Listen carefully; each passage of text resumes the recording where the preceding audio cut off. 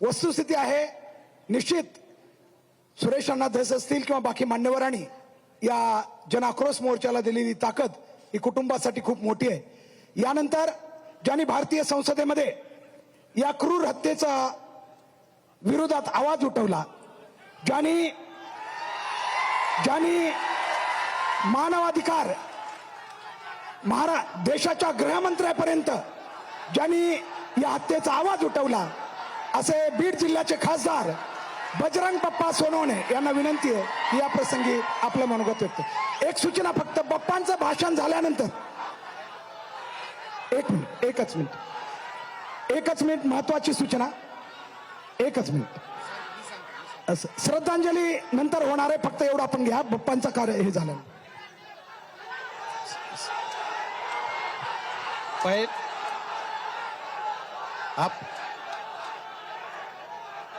संतोष अण्णा देशमुख आणि सोमनाथ सूर्यवंशी यांच्या चरणी पहिल्यांदा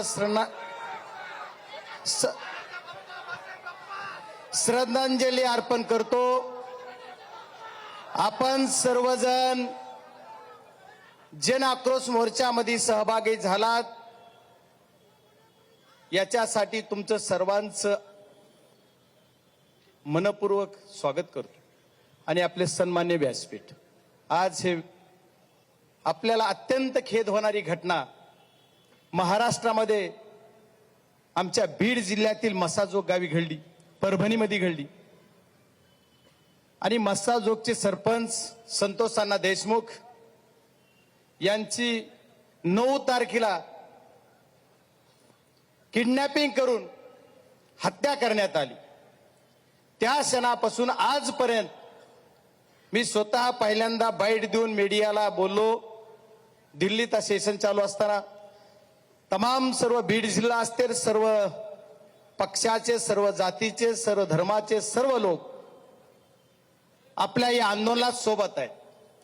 आजचा हा आपला जन आक्रोश मोर्चा कुठल्या एका पक्षाचा नाही, कुठल्या एका जातीचा नाही, तर मानवतावादीचा हा मोर्चा आहे. आणि आमच्या संतोष अण्णा देशमुख यांच्या आत्म्याला शांती मिळाली पाहिजे आणि यांच्या मारेकऱ्याला फाशी मिळाली पाहिजे, ही आमची प्रमुख मागणी आज इथं आहे. बरेच जण पत्रकार बंधूंनी मला विचारलं की तुमचे मोर्चे किती होणार. तुमचा मोर्चा परभणीत झाला, तुमचा मोर्चा बीडमध्ये झाला, पण मी सर्व मीडियाच्या सर्व चॅनलच्या प्रतिनिधींनी मला विचारलं, त्यांना मी आश्वासित करू इच्छितो, महाराष्ट्रातल्या सरकारला जोपर्यंत या मारेकऱ्यांना फाशी द्यायची सद्बुद्धी येत नाही, तोपर्यंत आमचे मोर्चे चालूच राहणार. बीड जिल्ह्यामधील ही गुंडशाही, ही दडपशाही एवढी वाढली, जीणं मुश्किल केलं. निवडणुकीपुरती दादागिरी राहील नाही, ही दादागिरी आमच्या सर्वसाधारण घराण्यातल्या मुली बाळांनी, आमच्या गोरगरिबातल्या सर्व समाज बांधवांना बाहेर निघणं सुद्धा मुश्किल करून टाकायचं काम या गुंडगिरीनं, दादागिरीनं केलंय. बीड जिल्ह्यामध्ये रेती माफिया, राख माफिया, गुटखा माफिया, मटका माफिया आणि ही खंडणीखोर सर्व टोळी जमवायचं काम कुणी केलं तर या काय ते आता सुरेशांना सांगतात नाव काहीतरी, अरे त्याचं काय.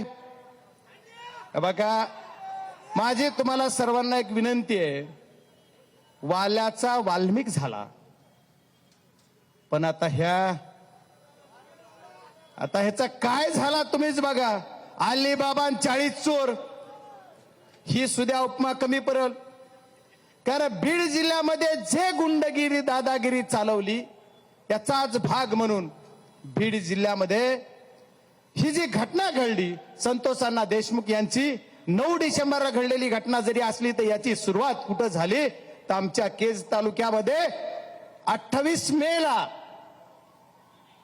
24 मे महिन्यामध्ये एक खंडणीचा गुन्हा दाखल झाला गेला आणि तो कॉम्प्रोमाइज करून मिटवला गेला. त्या खंडणीच्या गुन्ह्यामध्ये जे कोणी आरोपी होते त्यांना सुद्धा या खंडणीच्या आरोपात घेतला पाहिजे, कारण त्याची सुरुवात तिथून झाली. आणि याचा शेवट कुठं झालाय आज? ताजरने आमचे संतोष अण्णा देशमुख यांचा मर्डर केला, टॉर्चर करू करू मारलं गेलं. काय चूक होती? संतोष अण्णा देशमुख एका गावचं लोकप्रतिनिधी आहे, एका छोट्याशा आमच्या ग्रामीण भागाचा तो प्रमुख आहे. तो कोण्या पक्षाचा आहे, कोण्या जातीचा आहे हा विषय नाही, तो या गावचा प्रमुख आहे. आणि त्यांनी काय केलं तर ही जी कंपनी होती, या कंपनीच्या तिथं जिथं मारामारी केली आणि खंडणी गोळा करण्यासाठी जे कोण लोक जात होते, 6 तारखेला ज्यांचा गुन्हा झाला होता, 6 तारखेला जे भांडण झालं होतं, त्या 6 तारखेच्या भांडणामध्ये यांनी प्रत्यक्ष भाग घेऊन भांडण सोडवा सोडी किंवा आमच्या गावात येऊन भांडण पेटवू नका असं म्हणलं गेलं. त्याचाच मनात एक राग घेऊन या सर्व काय म्हणलं पाहिजे यांना उपमा, या सर्व हरामखोरांनी आदरणीय आमच्या संतोष अण्णा देशमुखांचा मर्डर केला गेला. याच्या पाठीमागे कोण आहे? याच्या पाठीमागे जो कोण मास्टर माइंड आहे ती पकडला पाहिजे असं मी पहिल्या म्हणतोय. त्याच्या पाठीमागे मास्टर माइंड कोण आहे? तर हा खंडणी खोर आहे. या खंडणी खोरानं याच्यावर फक्त खंडणीचा गुन्हा दाखल केलाय. मला एकच सांगायचं, मी पहिल्या बाईट मध्ये सांगितलं होतं, याचं कनेक्शन कुठं धाराशिवची जोडतंय का, याचं कनेक्शन कुठं पुण्याला जोडतंय का. आज मला मीडियाचे बांधव सर्व विचारत होते, तुम्ही त्या दिवशी कसं सांगितलं? म्हणलं बाबा हो, मी समाजसेवा आणि राजकारण फाटावर माझ्या मिशन होत्या तेव्हापासून करीत होतो, आता पूर्ण पांढऱ्या झाल्यात. म्हणजे मला नक्की माहित आहे. आणि आता अण्णांनी त्यांच्या शालीत सांगितलं, शैलीमध्ये सांगितलं की तुम्ही ह्यांच्या बरोबर काम केलं, तुम्ही त्यांच्या सर्वांनीच आपण काम केलं, राजकारणाचा भाग सोडून देऊ. मी राजकारण करायला या मोर्चा सहभागी नाही. मी या मोर्चामध्ये सहभाग याच्यासाठी आहे की आमचा संतोष अण्णा देशमुख यांच्या मारेकऱ्याला फाशी होईपर्यंत मी तुम्ही आम्ही सर्वजण लढणारच आहोत. माझं आज सरकार मायबापला मानणं आहे की सरकार, उपमुख्यमंत्री असा, मुख्यमंत्री असा की कुणी असा, सरकार म्हणून तुमची जिम्मेदारी काय आहे? तर माझी सर्व जनतेच्या बीड जिल्ह्याचा प्रतिनिधी या नात्यानं मी आपल्याकडे एक मागणी करणार आहे. संतोष अण्णा देशमुख यांचे मारेकरी जे आहेत, याच्यात प्राथमिकदर्शी जेवढे लोक तुम्हाला निदर्शनास येतात त्याच्यावर 7 लोकांवर तुम्ही गुन्हा दाखल केला. या 7 लोकांमधला 2 आरोपी तुम्ही पहिल्या दिवशी पकडले गेले. 3रा आरोपी सुद्धा बालेवाडी पुण्यातूनच उचलला गेला. आणि 4था पोलिसनी आणखी काही नाही की सरेंडर झालाय की पकडलाय, पण पकडलाय. पण तो जर पकडला तो आरोपी दोन्हीकडे आहे, खुनात पण आहे आणि खंडणीत पण आहे. त्याच्यानंतर नाट्यमय घटना घडती आणि या खंडणीतला मेन आरोपी जो कोण आहे, कोण आहे? त्यानं स्वतः सरेंडर केलं कुठं? CID पुणे. आता काय झालं गेलं, नाट्यमय घटना आहे त्या सगळ्या, की काल काय गेलं तर याच्यातल्या 2 आरोपीला लगेच ती सरेंडर झाला की पकडलं पोलिसांनी. किती कौतुक आहे. मी मीडियाच्या माध्यमातून पोलिसांचंही कौतुक केलं की तुम्ही जर खरंच ही पकडलंय तर कौतुक आहे. पण माझ्या पोलीस CID बांधवांना सुद्धा माझी विनंती आहे, ज्या गाडीमध्ये हा खंडणीखोर आला ती गाडी तुम्ही आणखी का जप्त केली नाही? जो घेऊन आला त्याला तुम्ही आणखी अटक का केलं नाही? त्याला तुम्ही आणखी सहआरोपी का केलं नाही? हे ज्या टोळीचे सर्वजण सदस्य आहेत हे सर्व खुलेआम फिरतात, मीडिया पुढे येऊन सांगतायत की आम्ही असं केलं. पिक्चरच्या एखाद्या दिग्दर्शकाला, एका डायरेक्टरला सुद्धा लाजवल अशी स्टोरी बनवतात. आमची अचानक भेट झाली. हा, अरे नेमकं काय? तू आहे कोण तुझी अचानक भेट व्हायला? आणि माझी अचानक भेट झाली म्हणले, आणि मग अचानक भेट झाली की मी तिथं गेलो आणि मग माझ्या गाडीत बसले. असं असं काय काय तुम्ही मीडियाला बघता. आणि बजरंग सोनवणे काही राजकारणाचे प्रवक्ते भेट, मला त्यांच्यावर काय बोला एवढे नाही वाटत मला, पण तेही बोलले की बजरंग सोनवणेला प्रसिद्ध पाहिजे, त्या प्रसिद्धीसाठी तो खोटं बोलतोय.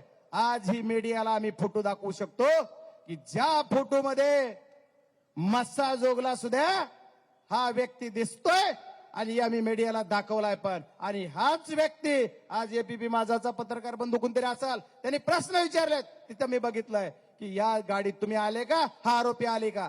मग एवढं जर तुम्ही तिथं दिसताय, ओपन दिसताय आणि तुम्ही म्हणतात आम्हाला प्रसिद्धी पाहिजे, जरा अभ्यास करा आणि पुन्हा बोला. ठीक आहे, गाडीचा ताफ्यातला फोटो पण मिळेल. ठीक आहे, गाडी तू माणूस देताय. आमचं म्हणणं काय मग, हा सर्व जर लाईव्ह आम्ही काय बोलतोय, आज सुद्धा इथं काही असतील बघा धापाची इकडून तिकडून इकडून कोण कोण आलाय, सुरेशांना काय बोलतोय, बजरंग बाप्पा काय बोलतोय, कोण काय बोलतोय. पण आम्ही एकच मागणी आमची सर्वांची, आमच्या पक्षाच्या पलीकडे जाऊन, राजकारणाच्या पलीकडे जाऊन, मानवता म्हणून आमचं काय कर्तव्य आहे, तर आमच्या एका बांधवाचा असा निर्गुण खून केलाय, हत्या केली, त्याला त्याच्या मारेकऱ्याला फाशी झाली पाहिजे, ही आमची मागणी आहे. आणि या मागणीत मला साहेबाब सरकारला दुसरी मागणी करायची. 25-25 दिवस, 30-30 दिवस मारेकरी सापडत नाहीत, स्वतः येऊन सरेंडर होतात. आणि कोण म्हणते, आणि तुम्ही म्हणता की हे देव, माझं म्हणणं असं आहे आजची मागणी की एवढ्या दिवस हे काय करत होते.